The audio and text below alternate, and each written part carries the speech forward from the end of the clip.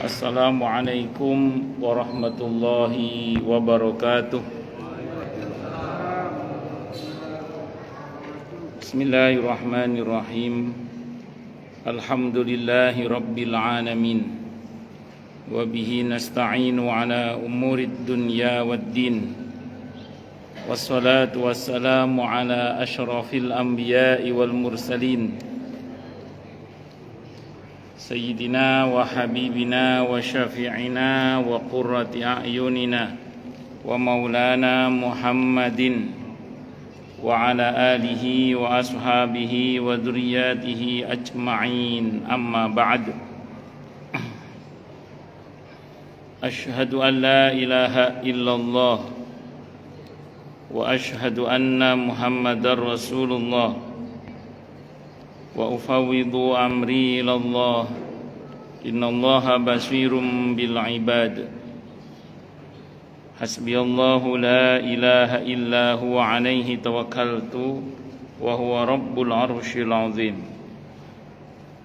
Qala Allah ta'ala fi kitabihil karim hikayatan an nabiyillahi Musa alaihi salam.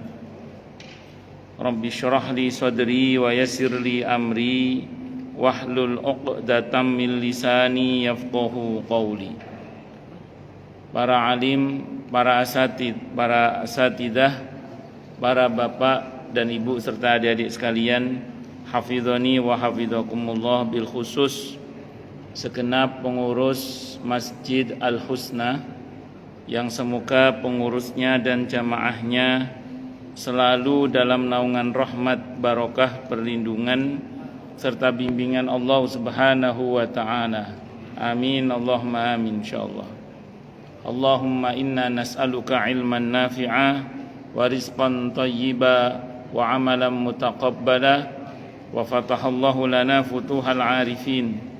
Allahumma inna na'udzubika min ilmin la yanfa' wa amalin la yurfa' wa qalbin la yakhsha' wa du'a ila yusma'. Allahumma ati anfusana taqwaha wa zakkiha anta khairu man zakkaha anta waliyuha wa maulaha. Amin, Allahumma amin, insyaallah. Masih melanjutkan kajian kita kitab At-Tadhkirah karya Al-Imam Muhammad ibn Ahmad ibn Abi Bakar ibn Farah Abu Abdillah Al-Ansari Al-Khazraji Al-Maliki Al-Ma'ruf bil Qurtubi, yang populer dengan sebutan Al-Imam Al-Qurtubi rahimahullah rahmatan wasi'ah wa rahimallahu ulama al-muslimin.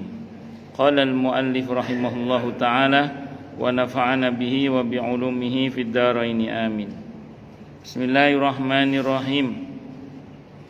Wa ammal hadithu, maka adapun hadis yang sudah kita bahas sebelumnya, yaitu hadis muttafaqun alaih Bukhari Muslim, di mana Nabi bersabda, la taqumu sa'atu hatta yamurra ar-rajulu biqabri rajuli fayaqulu ya laitani makanahu.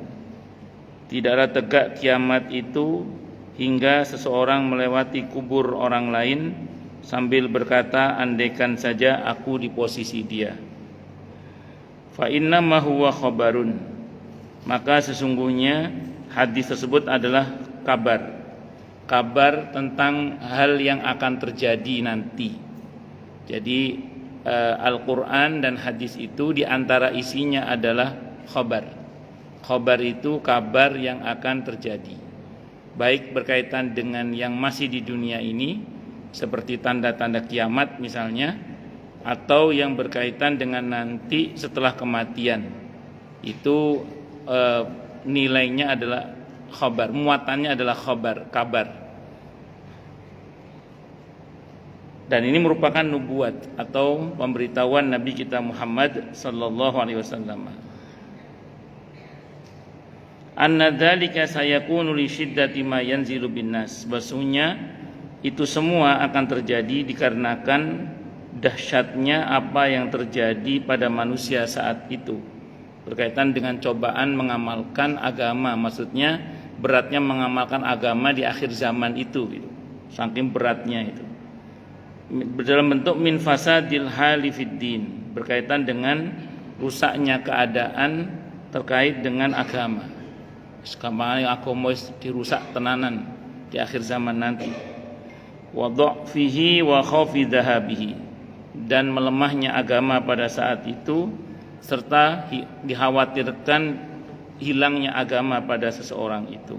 Karena dia khawatir agamanya semakin rusak, dia khawatir murtad, dia khawatir menjadi kafir, maka seolah-olah dia mau berkata, mending saya aja yang mati daripada dia, kira-kira gitu. Asal iman Islam saya selamat. La lidurrin yanzilu bil mar'i fi jismihi aw ghairi dzalik. Jadi perkataan itu bukan terkait dengan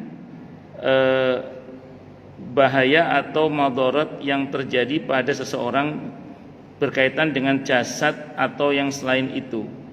Seperti min dhahabi malihi, hilangnya harta, mimma yuhattu bihi anhu khotoyahu, di mana disebabkan semua itu justru dosanya diampuni oleh Allah. Jadi penderitaan yang dimaksud di akhir zaman itu bukan penderitaan berkaitan dengan ragawi, bukan berkaitan dengan harta atau duniawi, tapi berkaitan dengan khawatirnya iman Islamnya copot gitu aja. Khawatir kalau dia menjadi murtad misalnya. Khawatir kalau dia mati dalam keadaan kafir.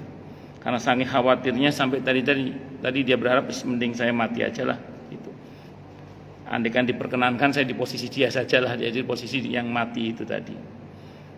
Allahu akbar. Wa mimma yudhihu hadzal ma'na wa yubayyinuhu qauluhu alaihi salam. Dan di antara hal yang memperjelas makna hadis ini adalah apa yang dijelaskan oleh Nabi kita Muhammad sallallahu alaihi wasallam, sabda Nabi kita Muhammad sallallahu alaihi wasallam, di mana Nabi berdoa. Ini doa Nabi dan ini patut kita baca doa ini, terutama kita yang hidup di akhir zaman ini, supaya kita tidak termasuk yang rusak agamanya. Bahkan semoga kita dibantu oleh Allah untuk mau dan mampu terus berbuat kebaikan yang karenanya semoga iman Islam kita disempurnakan oleh Allah Subhanahu wa taala. Apa doa Nabi isinya? Ini hadisnya sahih riwayat At-Tirmidzi. Allahumma wahai Allah, ini sesungguhnya hamba, as'aluka mohon kepadamu, fi'lal khairat, kemauan dan kemampuan untuk mengerjakan aneka kebaikan. Ada banyak orang itu hanya ingin, hanya mau tapi tidak mampu. Ada yang mampu tapi tidak mau. Nah, kita ini berharap kepada Allah agar diberi oleh Allah kemauan dan kemampuan untuk berbuat aneka kebaikan. Karena prinsipnya la haula wala quwata illa billah. Tidak ada daya meninggalkan maksiat dan tidak ada kekuatan untuk taat kecuali dengan pertolongan Allah. Ingat rumusnya, kita ini mampu karena dimampukan oleh Allah. Kita ini dibilang hebat karena dihebatkan oleh Allah. Kita ini bermanfaat karena diizinkan oleh Allah untuk bermanfaat. Terus Nabi berdoa watarkal munkarat, dan hamba mohon kepadamu kemauan dan kemampuan untuk meninggalkan aneka kemungkaran. Betapa banyak orang yang tidak mampu meninggalkan kemungkaran, entah karena terjebak oleh sistem, entah terjebak oleh dominasi kepentingan, atau terjebak oleh dominasi nafsu dan syahwat. Macam-macam lah. Intinya ada orang-orang yang seperti itu. Maka kita mohon kepada Allah agar kita diberi kemauan dan kemampuan untuk meninggalkan aneka kemungkaran itu. Lagi-lagi kembali pada prinsip la haula wala quwata illa billah. Tidak ada daya untuk meninggalkan maksiat dan tidak ada kekuatan untuk taat kecuali dengan pertolongan Allah. Karena Allah berfirman dalam Al-Quran di surah Al-Hujurat ayat 7 itu. Kata Allah, wa'lamu anna fikum Rasulullah law yuti'ukum fi katsirin minal amri la'anittum walakinnallaha habbaba ilaikumul imana wa zayyanahu fi qulubikum wa karraha ilaikumul kufra wal fusuqa wal isyan ulaika humur rasyidun. Ketahuilah bahwa di tengah-tengah kalian itu ada Rasulullah. Kalau dia mentaati kalian di banyak urusan, niscaya agama ini akan terasa berat bagi kalian. Akan tetapi Allah jadikan kalian cinta pada keimanan dan menjadikan iman itu indah dalam hati kalian. Dan Allah buat kalian benci kepada kekufuran, kefasikan dan kemaksiatan. Mereka itulah orang-orang yang mendapatkan petunjuk. Ayat ini secara eksplisit menyebutkan dan Allah jadikan kalian cinta pada keimanan. Jenengan seneng ke masjid begini ini, itu karena Allah yang meletakkan kesenangan dalam hati panjenengan untuk datang ke masjid. Sehingga muncul kemauan plus sampai masjid, berarti kemauan plus kemampuan. Mohon maaf, betapa banyak orang yang mau tapi tidak mampu. Bersyukurlah kalau sebelumnya dia ahli masjid, sekarang sedang sakit misalnya, maka walaupun dia tidak hadir di masjid karena sebelumnya dia ahli masjid, ada dalam hadis Bukhari diantaranya Allah bilang kepada malaikat, catat untuknya pahala seperti biasanya dia berbuat baik itu.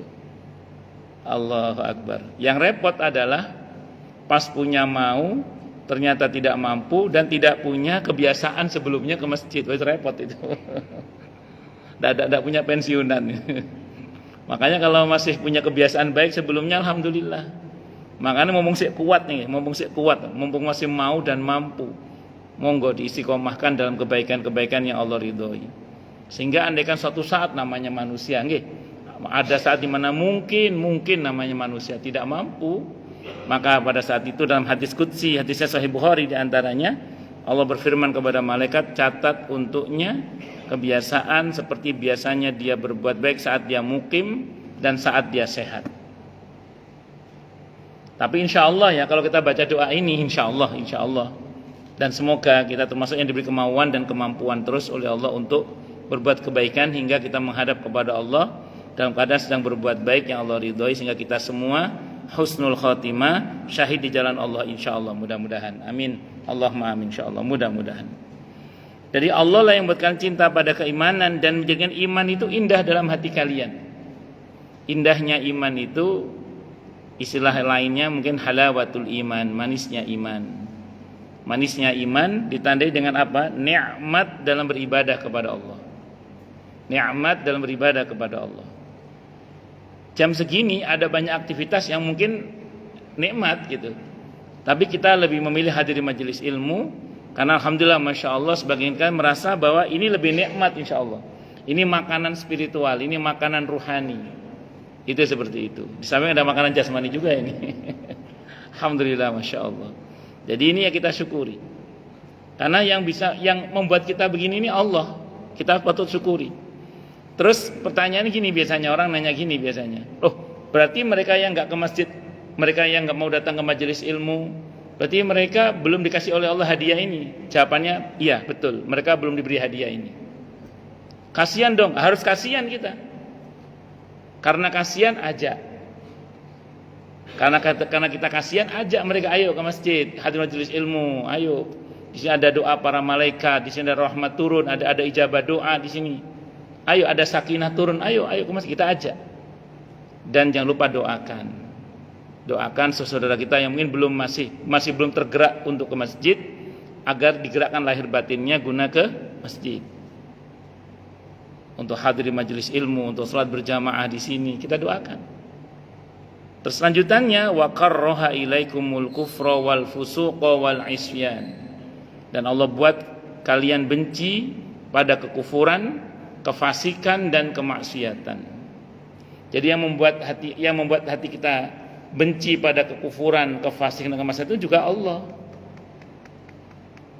Maka bersyukurlah kepada Allah kalau, mohon maaf ya, dulu ada perbuatan dosa yang kita gandrung banget tuh. Saking gandrungnya kita sampai ngomong, ini gue banget. Saking gandrungnya. Sekarang kalau kita ingat itu kita malu gitu.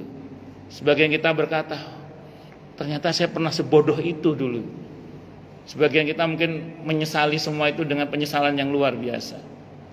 Dan sekarang kita tidak menyukai perbuatan itu dan berusaha mengajak teman-teman kita yang masih di situ agar keluar dan menuju ke jalan Allah Subhanahu wa taala. Kalau itu yang kita rasakan, bersyukurlah pada Allah.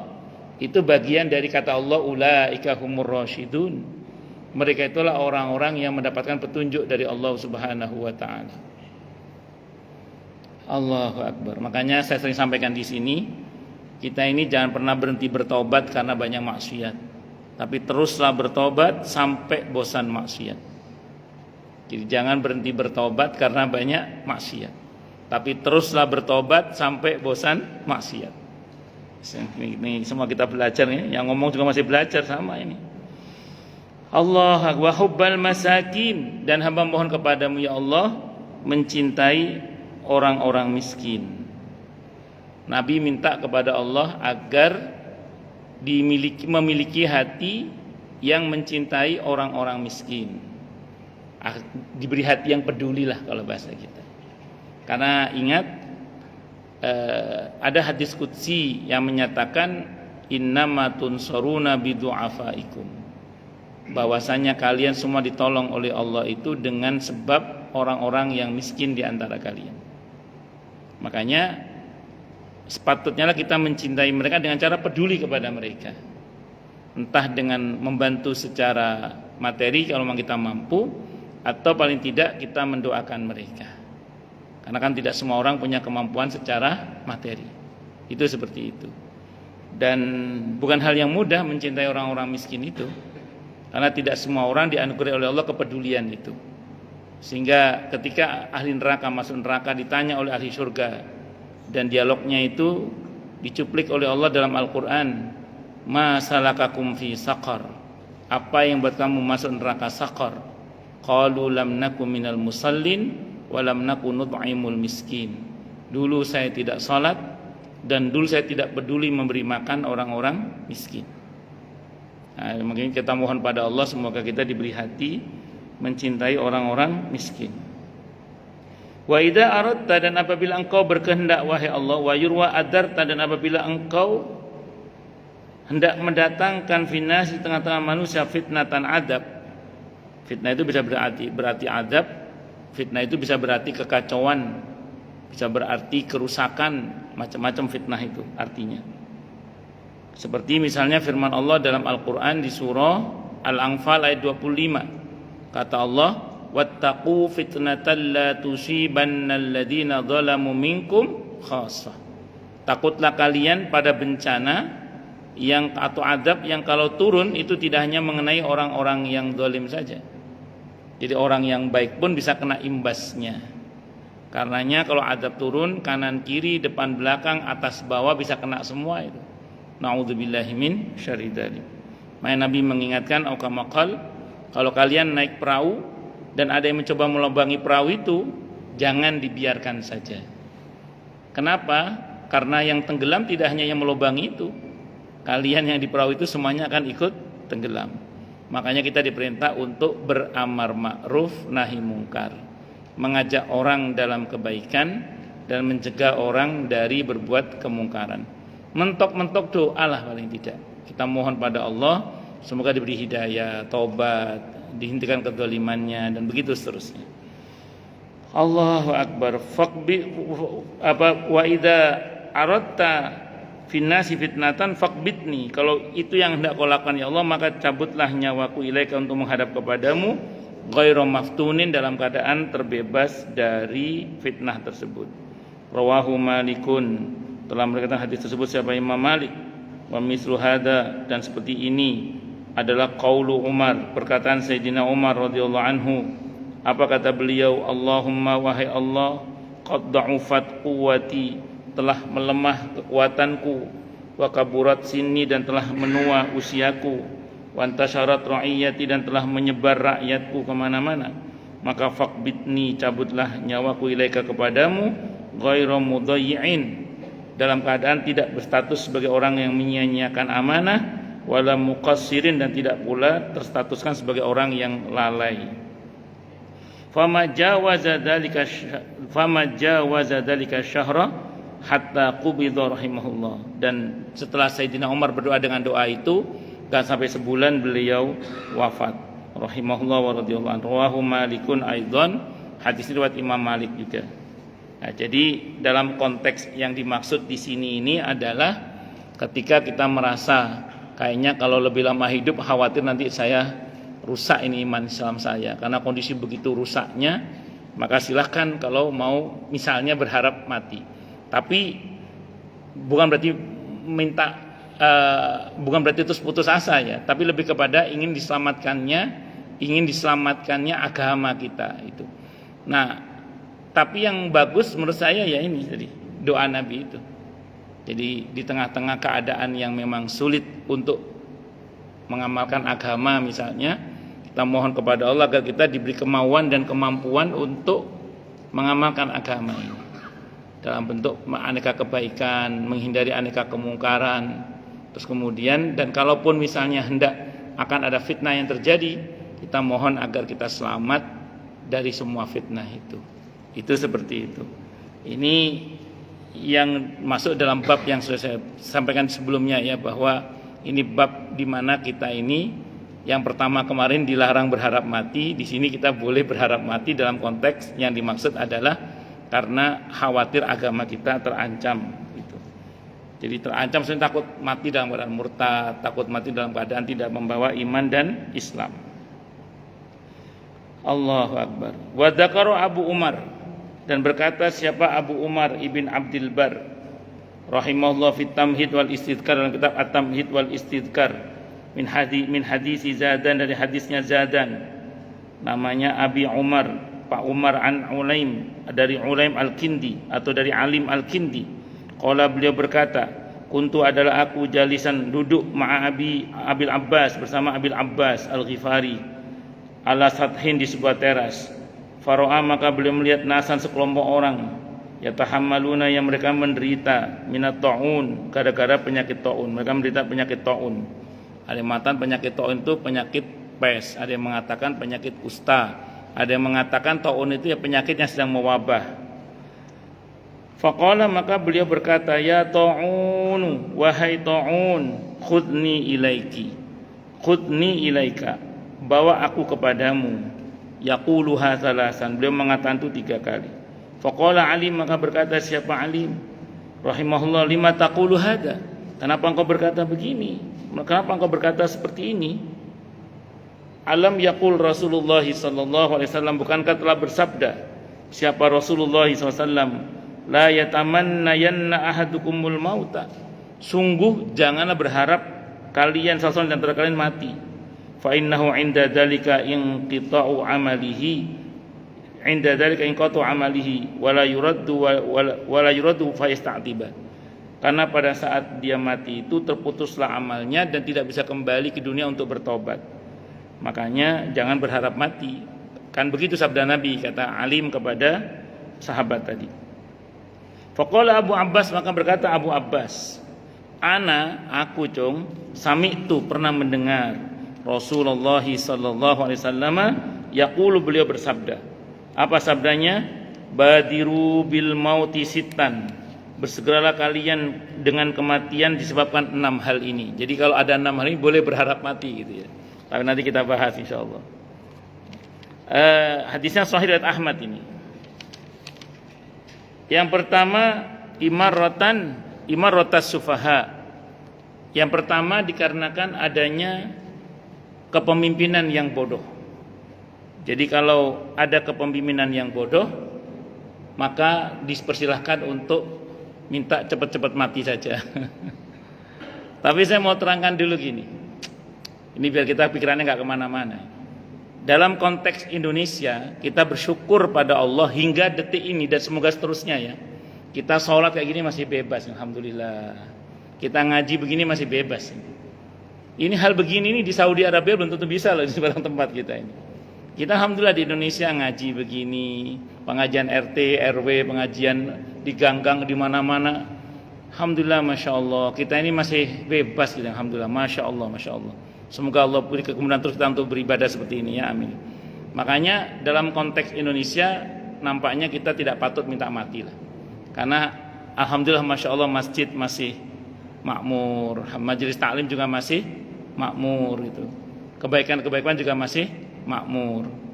Bahwa ada sebagian yang STMJ, sholat terus maksiat jalan, itu persoalan lain lah itu. Bahwa ada yang amar ma'ruf nyambi mungkar, itulah persoalan lain lah itu. Tapi yang penting adalah bagaimana kita saat ini tinggal di bumi Indonesia ini. Kita ini alhamdulillah Masya Allah ibadah itu bebasnya luar biasa. Bahkan dijamin oleh undang-undang dengan izin Allah.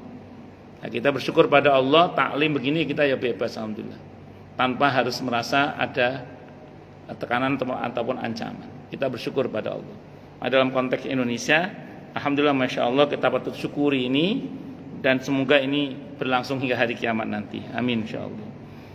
Yang kedua, wakasratus syarti. Wakasratus syarti, banyaknya tanda-tanda kiamat.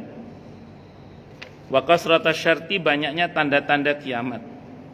Nah, kalau udah banyak tanda-tanda kiamat, udahlah boleh kalian minta mati, kira-kira gitu. Tapi begini ya, di dalam Islam itu Nabi udah kasih solusi sebenarnya.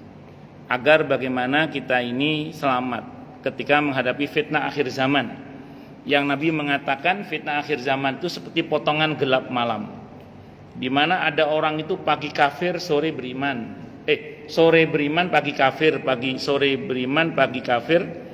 Pokoknya bisa sewaktu-waktu iman itu keluar masuk. Nauzubillahi minasyaitonir rajim. Maka Nabi mengajarkan kepada kita diantaranya membaca surah Al-Kahfi misalnya. Ada yang satu surah silahkan setiap malam Jumat. Walaupun hadisnya lemah tapi jalur periwayatannya banyak sehingga menjadi hasan li ghairihi.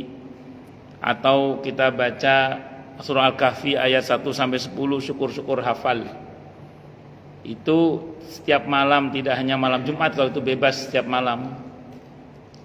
Terus banyak-banyak menolong sesama dan seterusnya. Intinya satu, Al-Kahfi dan sejenisnya itu sejenis cahaya. Yang diharapkan dengan cahaya itu kita tidak mudah terpedaya oleh tipu daya Dajjal dan Dajjalun. Jadi Dajjal asli maupun Dajjalun sistemnya Dajjal. Sistem tipu-tipu. Bagaimana tipu daya dunia yang begitu menggiurkan ini, kalau orang tidak diberi cahaya hatinya oleh Allah, rawan akan terkecoh. Maka surah Al-Kahfi itu diantara solusinya. Di samping kita banyak membantu sesama. Dan yang tidak kalah pentingnya adalah bekali selalu diri dengan ilmu. Bekal diri dengan ilmu dan hadir di majelis ilmu dan berkawan dengan orang-orang yang soleh, di mana kita akan saling mengingatkan terus.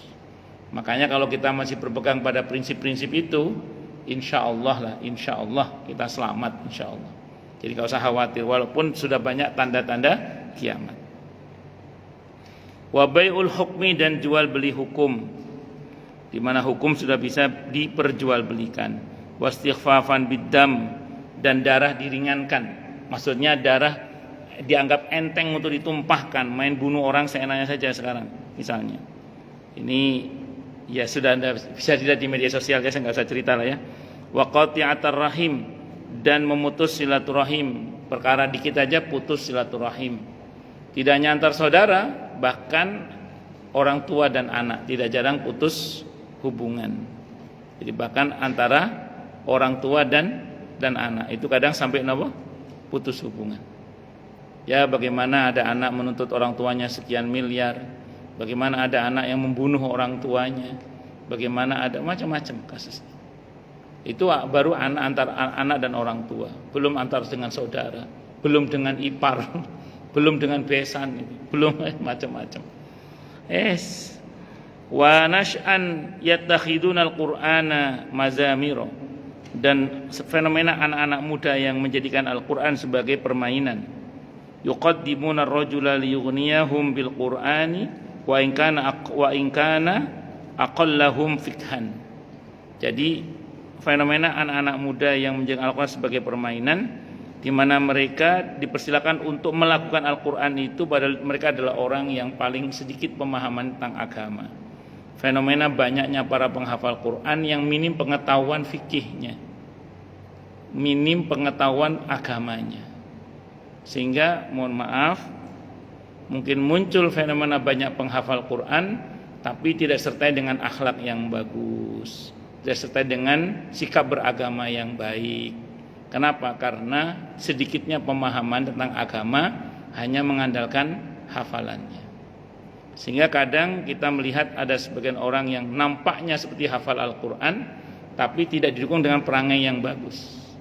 Karena akhlaknya tidak diajarkan. Ada orang yang mungkin hafal Al-Quran tapi sikap keberagamaannya buruk karena syariatnya, fikihnya nggak diajarkan. Ada orang yang mungkin hafalan Al-Qurannya bagus tapi secara i'tiqad dia bermasalah karena akidahnya nggak diajarkan. Maka saya sering sampaikan di banyak tempat terkait dengan fenomena banyaknya orang yang menghafal Al-Quran itu bagus, benar, teruskan. Tapi jangan lupa bekali mereka dengan fikihnya, bekali mereka dengan tafsirnya, dengan hadisnya, dengan akhlaknya, supaya mereka ini mantap tidak hanya hafal Quran, tapi bagus pula pemahaman dan pengamalan agamanya serta mulia akhlaknya, agar tidak masuk dalam kategori tanda-tanda kiamat. Saya tilih hada mazidu bayani fitani insyaallah taala. Kata beliau, insyaallah lebih detail akan kita bahas masalah ini di bab tentang fitnah akhir zaman nanti, kata Imam Al-Qurtubi. Nah, itulah yang dipakai oleh Abu Abbas kenapa beliau minta mati gitu. Karena menurut beliau sudah banyak tanda-tanda kiamat. Padahal ini levelnya masih sahabat. Masih belum jauh dari masa Nabi kita Muhammad sallallahu alaihi wasallam. Tapi terkembali, ini kita bersyukur kepada Allah, para sahabat Nabi sikapnya beda-beda, tidak sama. Jadi para sahabat Nabi itu sikapnya beda-beda, tidak sama. Sebagaimana dalam Al-Quran, sejarah tentang para pejuang-pejuang agama itu juga berbeda-beda. Ada seperti Nabi Ibrahim alaihissalam yang konfrontasi langsung dengan Namrud. Ada Nabi Musa alaihissalam yang lari dulu kematian baru kembali untuk berhadapan dengan Fir'aun. Ada model Ashabul Kahfi yang menghindari konflik dan kemudian bersembunyi di gua untuk menyelamatkan iman Islamnya. Tapi intinya satu, bahwa kita harus terus berjuang untuk menegakkan kalimat-kalimat Allah. Jadi kita harus berjuang. Makanya bersyukurlah pada Allah, panjenengan aktif di masjid, aktif di musola, aktif di majelis taklim, dalam rangka untuk membuat penyadaran-penyadaran tentang pentingnya agama ini sebagai bekal tidak hanya di dunia tapi juga di akhirat. Karena fitnah akhir zaman, kemilau dunia yang begitu menyilaukan bagi sebagian orang, itu kalau tidak ditopang dengan iman dan Islam yang benar, maka dikhawatirkan kita termasuk orang-orang yang tertipu oleh dunia itu. Karena kehidupan dunia ini kata Allah adalah wa mal hayatud dunya illa mata'ul ghurur, dan tiadalah kehidupan dunia ini kecuali kesenangan yang menipu. Allahu Akbar. Itu diantara hal-hal yang bisa disampaikan di pada bab yang ini ya, di bab tentang bolehnya berharap mati dikarenakan terancamnya agama ya, khawatir rusak agamanya atau iman Islamnya itu. Selanjutnya babu dzikril mauti wal isti'dadilah. Sebelum saya masuk bab yang baru insyaallah, ada yang mau tanya dulu mungkin silakan monggo kalau ada. Sebelum saya masuk bab yang baru insyaallah. Tanya, protes, marah boleh silakan. Kalau ada. Kalau enggak ada, itu jelas semua atau tidak jelas semua. Lanjut dulu nggih. Babu dzikril mauti wal isti'dadilah. Ini bab menerangkan tentang menyebut dan mengingat mati serta persiapan untuk menghadapi mati. Jadi bab menyebut dan mengingat mati serta persiapan untuk menghadapi mati. Allahu Akbar. Pertama, menyebut dan mengingat mati. Hatim Al-Asam rahimahullah pernah ditanya, "Syekh, apa rahasia salat khusyuk Anda, Syekh?" Kata beliau, "Sudah 30 tahun ini saya setiap kali salat saya merasa bisa jadi ini salat saya yang terakhir," kata beliau. Bisa jadi ini adalah salat saya yang terakhir. Dan itu qadarullah, dengan izin Allah membuat beliau bisa salat dengan khusyuk. Karena setiap kali salat beliau merasa bisa jadi ini adalah salat saya yang terakhir. Pas saya ngomong begini, ada jamaah saya ibu-ibu nyeletuk gini. "Saya dulu begitu Ustaz," kata ibu itu. "Tapi sama suami saya tidak boleh Ustaz." Kata suami saya, "Mah, jangan gitu mah. Nanti mama mati beneran loh," katanya. Gimana itu Ustaz kata dia? Maka saya jawab, Bu, itu yang saya contohkan Hatim Al-Asom, itu sudah 30 tahun mengamalkan itu nggak mati-mati, saya bilang itu. Jadi ada banyak orang menyebut dan mengingat mati dan tidak mati-mati itu banyak, saya bilang itu. Dan kalaupun misalnya ibu mengingat mati dan terus mati, itu masih lebih baik daripada tidak pernah ingat mati, tidak pernah persiapan menghadapi mati, tahu-tahu mati. Maka dulu ketika awal-awal saya masih pengantin baru, itu kan saya biasa ngomong soal kematian dengan keluarga. Saat saya ngomong dengan istri saya itu nangis. Jangan ngomong mati, nanti mati beneran katanya. Jangan ngomong mati, nanti mati beneran. Saya bilang ke istri saya gini, loh, banyak orang ngomong mati nggak mati-mati itu banyak, saya bilang. Dan kalaupun mati, lebih baik kita ngomong soal mati, persiapan menghadapi mati, terus mati, saya bilang itu. Daripada nggak pernah ngomong mati, nggak pernah persiapan menghadapi mati, tahu-tahu mati. Dan banyak orang yang nggak pernah ngomong mati, tahu-tahu mati itu ya banyak, saya bilang gitu. Jadi yang penting ngomong mati. Makanya nanti sini insya Allah kita akan bahas ini. Ada riwayat yang menyebutkan bahwa ada seseorang di masa Nabi itu disebut-sebut sebagai orang yang baik. Tapi Nabi bertanya sederhana, pernah nggak kamu dengar dia bicara soal kematian? Tidak pernah. Bahwa berarti dia tidak seperti yang kamu katakan. Jadi orang yang baik itu adalah orang yang selalu ingat akan kematian dan jangan lupa persiapan untuk menghadapi kematian. Bukan cuma ingat toh ayo kabeh ya iso. Ingat dan ada tindakan konkret persiapan menghadapi kematian. Nah, ingat mati ini bukan berarti terus gini ya, ingat mati ya kita akan mati, udah gak usah semangat deh. Nah, bukan itu. Ingat mati itu justru membuat kita harus bersegera dalam kebaikan. Saya harus segera sukses ini, karena saya nggak tahu kapan saya akan mati ini, supaya saya bisa bermanfaat bagi banyak orang. Saya harus segera mengambil tindakan kebaikan, supaya saya segera bermanfaat bagi orang banyak, karena saya nggak tahu kapan saya akan mati ini. Jadi justru orang yang ingat mati itu harusnya bersegera dalam kebaikan, bukan terus malah ya kan mati udah malah nggak ada semangat, itu malah salah itu. Saya teringat perkataan Abdullah bin Umar radhiyallahu anhuma di dalam kitab Al-Arba'in An-Nawawiyah itu. Nabi berpesan kepada Ibnu Umar begini, jadilah engkau di dunia ini seperti orang yang numpang lewat saja. Ya, artinya sementara hidup di dunia ini. Kata Ibnu Umar, begitu mendengar sabda Nabi itu, beliau mengatakan kalau kalian ingin berbuat baik di waktu pagi jangan nunggu sore. Kalau ingin berbuat di waktu sore jangan nunggu pagi. Seolah-olah beliau mau bilang bersegeralah dalam kebaikan, karena kalau kita ingin berbuat baik pagi ditunda sore, belum tentu sore kita masih hidup. Kalau kita ingin berbuat baik di waktu sore, jangan nunggu pagi, karena belum tentu kita pagi masih hidup. Makanya justru orang-orang yang ingat mati, kalau versi Abdullah bin Umar ya, itu justru beliau malah semangat, saya harus mensegerakan kebaikan ini. Kenapa? Karena saya tidak tahu saya akan mati kapan ini. Jadi saya tidak mau menunda kebaikan ini, saya harus mensegerakan kebaikan. Saya harus segera mengambil tindakan, saya harus segera. Kenapa? Karena saya tidak tahu kapan saya akan mati. Justru orang yang ingat mati itu harusnya malah semangat berbuat baik.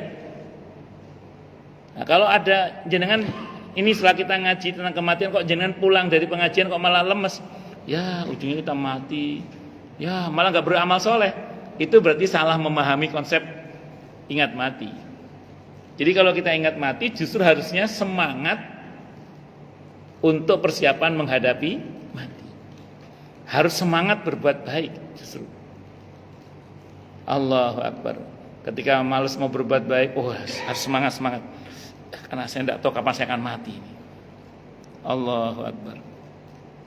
Wah, ini tiba-tiba malas kita untuk semangat. Karena saya tidak tahu kapan saya akan mati. Terus gitu aja. Makanya betul kata Nabi, kenapa orang yang ingat mati itulah orang yang cerdas. Karena dia akan selalu mensegerakan kebaikan. Kalaupun ada kesalahan, segera tobat, segera diperbaiki, segera tobat, segera diperbaiki. Kenapa? Karena kita tidak tahu kapan kita akan mati. Walaupun nanti di sini di kitab ini ya, di kitab ini ada sikap sebagian tabi'in atau tabi'ut tabi'in yang ketika ingat mati lemes itu ada juga. Ya, saya tidak menyalahkan karena beliau adalah orang yang soleh ya. Cuman kalau jenengan tidak terlalu soleh jangan tiru-tiru itu. Kita mending tiru-tiru yang Abdullah bin Umar saja. Kalau beliau kan seenggak soleh, selemes-lemesnya beliau kan lemesnya karena betul-betul takut kepada Allah. Kalau jenengan takutnya karena apa gitu.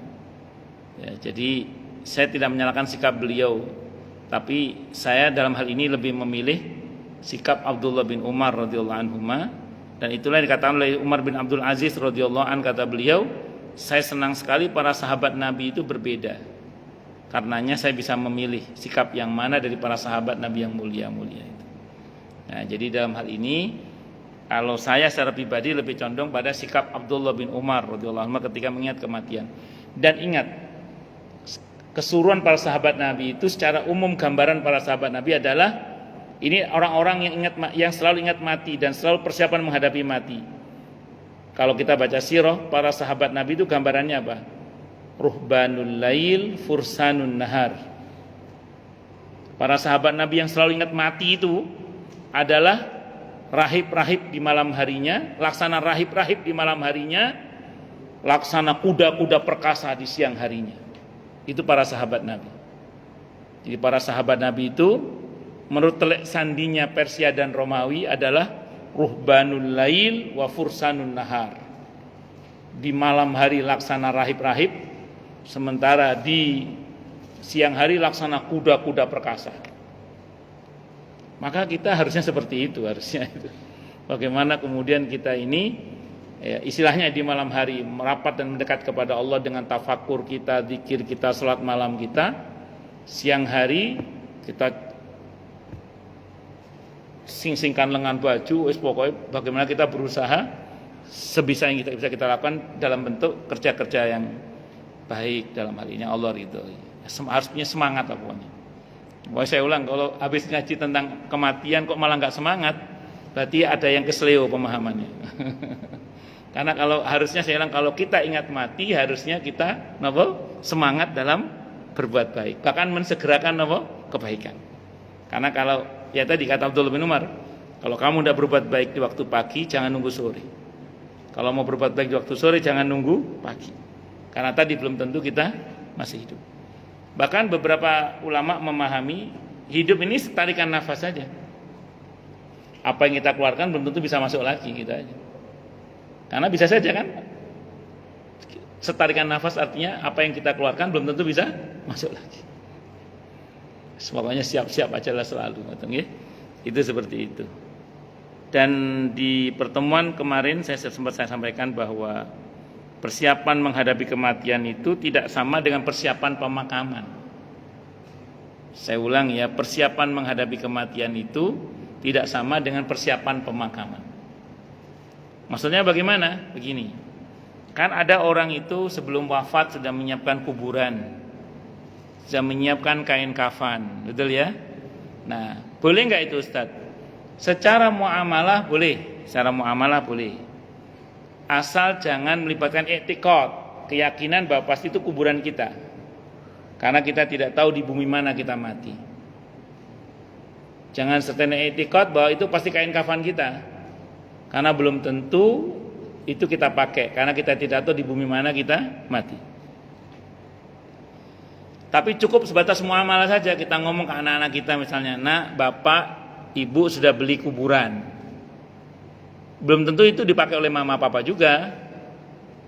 Tapi sekiranya mama dan papa meninggal di sini, biar kalian nggak usah ribet cari kuburan, misalnya gitu. Itu aja. Tapi jangan diyakini pasti tempat kita itu, termasuk kain kafannya.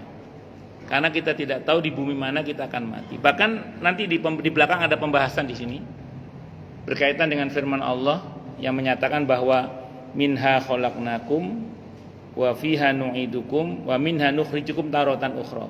Dari bumi itu manusia itu diciptakan dan kepadanya nanti dikembalikan dan akan dibangkitkan kembali di suatu saat nanti. Kata Imam Al-Qurtubi, semua kita ini pasti akan dikembalikan oleh Allah. Itu janji Allah ke bumi ya. pasti akan dikembalikan ke bumi mana dulu bahan dasar penciptaan kita. Maka ada orang yang tinggal 20 tahun di Mekah, pengen meninggal di Mekah, tahu-tahu matinya di Solo. Oh, mungkin dulu bahan dasarnya tanah Solo gitu. Ada yang orang Bekasi meninggalnya di Turki misalnya. Ada yang dimakamkannya di Mekah, Madinah, dan macam-macam. Karena pada akhirnya semua kita akan itu janji Allah kepada bumi, pasti akan dikembalikan ke bumi di mana dulu bahan dasar kita diciptakan. Makanya sebenarnya kalau secara itikad ya, secara itikad kita nggak usah khawatir soal kuburan sebenarnya, karena semua kita sudah punya jatahnya, dan itu Allah pastikan itu, karena Allah sudah janji sama bumi itu. Dan saya melihat sendiri bagaimana ada orang yang meninggalnya tidak sakit, mendadak lah istilahnya itu, tapi pemakamannya gampang. Dan tidak sedikit yang saya pernah tahu juga ada orang yang sudah disiapkan pemakamannya, bahkan sudah disiapkan semuanya, tapi prosesnya sulit sekali misalnya. Bahkan ada yang akhirnya tidak dimakamkan situ, tapi dipindah ke makam yang lain misalnya. Karena memang bukan jatahnya di situ. Tapi secara muamalah nggak apa-apa kita persiapan. Tapi itu bukan persiapan. Kalau kata Imam Al-Qurtubi, siap kain kafan, siap kuburan, bukan itu yang dimaksud mempersiapkan diri untuk menghadapi kematian. Itu namanya persiapan pemakaman, bukan persiapan menghadapi kematian. Nanti insya Allah lebih detailnya kita akan bahas di pertemuan yang akan datang. Kita break adzan dulu. Monggo silakan.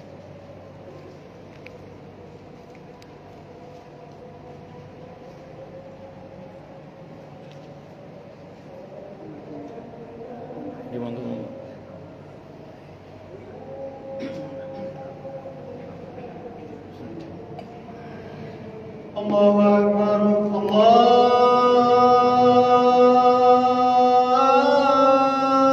Akbar, Allahu Akbar,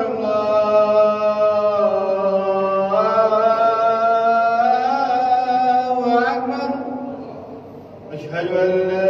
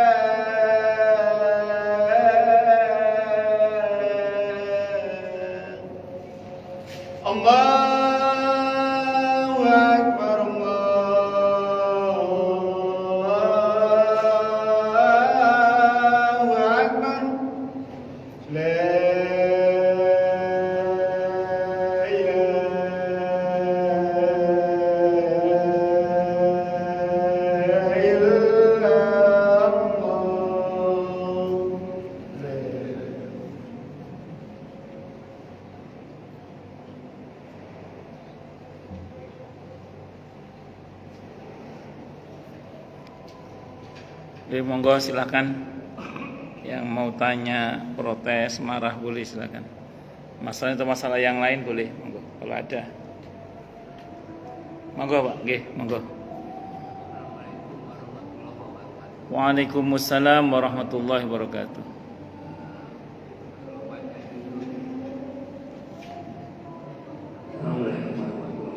Waalaikumsalam warahmatullahi wabarakatuh.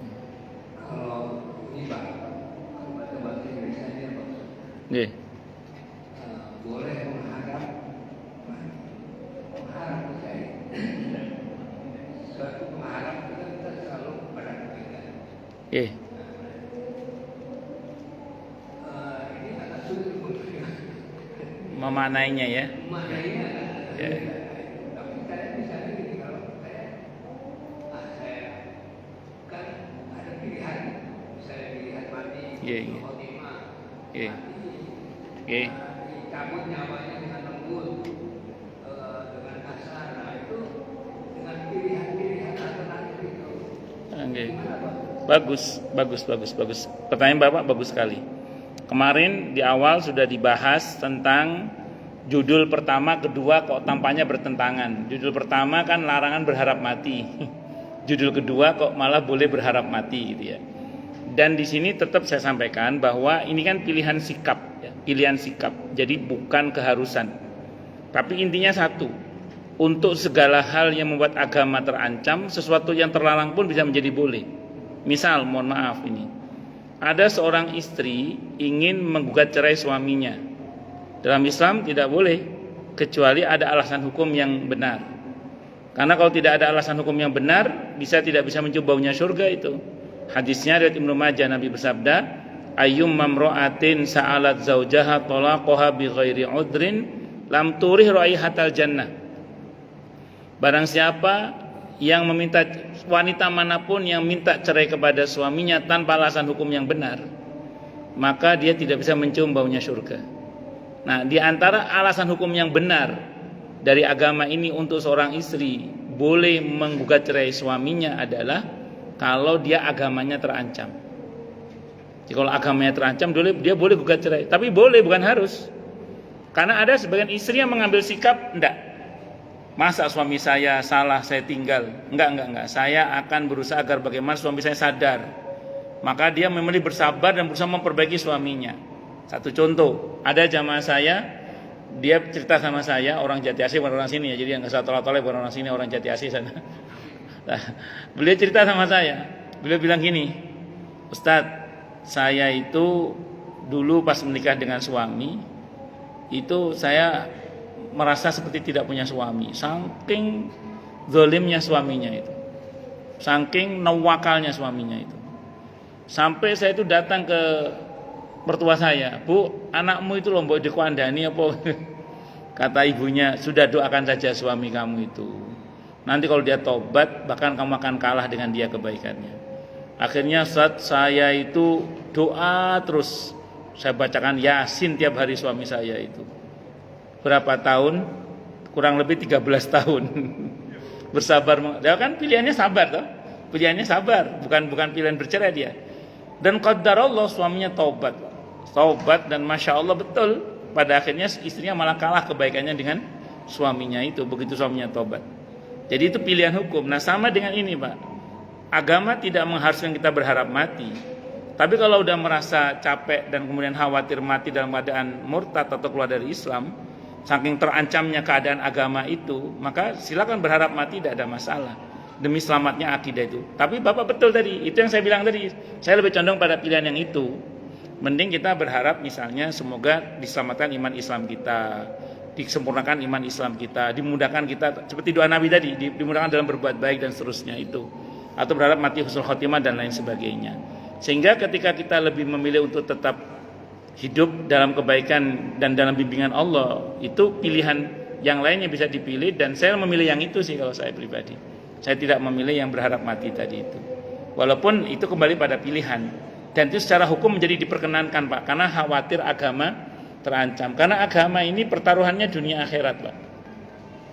Maka kalau sampai ini lepas dan itu berat nanti di akhiratnya kan, maka mending mati sekarang aja deh daripada nanti mati tapi tidak beriman, begitu. Kira-kira gitu deh gitu.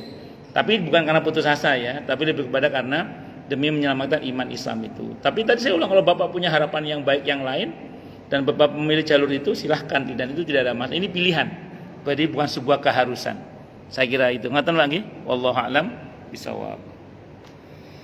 Mau yang lain silakan. Waalaikumsalam warahmatullahi wabarakatuh. Nggih, Pak. Nggih. Bagaimana caranya kita mengkodok sholat fardu yang sudah kita tinggalkan beberapa tahun yang lalu? Bagus. Dan apakah sholat tahajud itu bisa dikodok? Dan kalau bisa, waktunya jam berapa yang tepat? Bagus. Di dalam madhab Syafi'i, bahkan ini pendapat jumhur mayoritas ulama, dan ini dianggap pendapat yang paling kuat ya. Walaupun nanti ada pendapat yang berbeda ya. Ini dianggap pendapat yang paling kuat, yang paling rojih. Pendapat jumhur mayoritas ulama yang mengatakan bahwa sholat fardu yang ditinggalkan dengan sengaja, di samping wajib ditaubati, dia juga wajib diqadha. Tentu bagi seorang yang wajib mengerjakannya ya. Karena ada yang tidak wajib mengerjakan. Siapa misalnya orang sedang haid, orang sedang nifas, itu tidak ada kewajiban qadha. Bahkan kalau mengqadha salat yang ditinggal saat haid atau nifas itu haram hukumnya. Ini konteksnya orang yang durhaka lah ya. Maka wajib diqadha. Pertanyaannya bagaimana cara mengqadhanya? Umumnya para fuqaha mengatakan setiap kali kita sholat itu diulang 2 kali. Pengulangannya bisa setelah, bisa sebelumnya. Karena ada jamaah saya yang nanya ke saya gini, saya sholat asar Ustaz, itu saya sholat lagi untuk mengqadha sholat saya di masa lalu. Tegur oleh jamaah yang lain, kamu sholat apaan katanya? Ya udah Pak, lain kali sholat untuk yang asar qadhanya sebelum sholat asar aja, saya bilang gitu. Boleh, tidak ada masalah. Tidak ada masalah, diqadha terus. Dan bahkan andaikan belum masuk waktu asar, kita qadha sholat asar juga nggak ada masalah. Karena qadha itu prinsipnya kapan kita ingat, kapan kita bangun, kalau memang kita tidur. Itu kapan kita ingat, kapan kita tidur. Begitu Pak caranya nggih. Sampai kapan? Sampai kira-kira berapa tahun Bapak meninggalkan sholat itu? Lupa Ustadz, dikira-kira aja. Lupa apa? Dikira-kira aja. Nah, adapun tapi yang penting tobat dulu ya. Yang penting apa? Tobat dulu. Nah, terus kemudian andaikan sampai meninggal belum selesai, belum lunas, mudah-mudahan masuk dalam hadis Nabi itu. Barang siapa yang berhutang, kemudian dia berusaha membayarnya, maka Allah akan bantu dia untuk membayarnya. Kalau sampai matinya dia tidak bisa bayar, maka hutangnya dalam tanggungan Allah dan Rasulnya Muhammad sallallahu alaihi wasallam. Nanti Bapak udah berusaha membayarnya. Tapi saya ulang, dalam masalah ini ada khilaf di antara para ulama. Namun sependek yang saya baca, pendapat yang rojih, pendapat yang unggul, pendapat jumhur mayoritas ulama adalah wajib qadha salat bagi yang meninggalkan salat dengan sengaja atau karena lupa atau karena tertidur dan seterusnya tadi itu. Tentu selain bagi orang yang tidak wajib sholat ya, seperti orang yang nifas, haid dan yang serupa dengan itu. Terus kemudian yang kedua berkenaan dengan apa tadi Pak? Tahajud itu sependek yang saya ketahui gini. Kalau sholat witir itu bisa diqadha walaupun sudah subuh. Saya baca dalam fikih sunnah itu ada beberapa sahabat Nabi ketika dia mau sholat subuh dia mengqadha witir dulu karena belum mengerjakan witir di malam hari. Tapi kalau untuk tahajud, Nabi yang saya tahu menggantinya dengan duha 12 rakaat. Biasanya Nabi itu duhanya itu sependek yang saya baca ya 4, 6, 8 biasanya. Nah, kalau beliau tadi malam tidak tahajud atau tidak sholat malam selain witir ya, itu biasanya beliau mengkompensasi dengan duha 12 rakaat.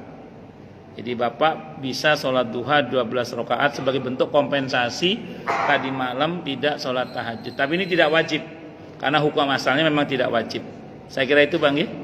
Wallahu a'lam bishawab. Ustaz capek 12 rakaat, dicicil Pak. Kan waktu duha kan interval waktunya panjang kan? Dari jam sekarang dari jam 5.45 kira-kira atau jam berapa sekarang? Ya itulah kira-kira jam 5. Ya jam 5. Ya. Kenapa? Setelah terbit tapi lewat 15 menit setelah terbit. Nah, itu waktu duha sampai sebelum waktu istiwa. Istiwa itu sebelum zuhur dikurang dikit. Itu waktu duha. Waktu duha itu panjang. Makanya kalau enggak sempat sholat duha itu ya enggak haram sih, cuman sayang aja waktu segitu banyaknya kalau enggak sempat sholat duha gitu. Saya kira itu. Ngoten Bang nggih? Wallahu a'lam.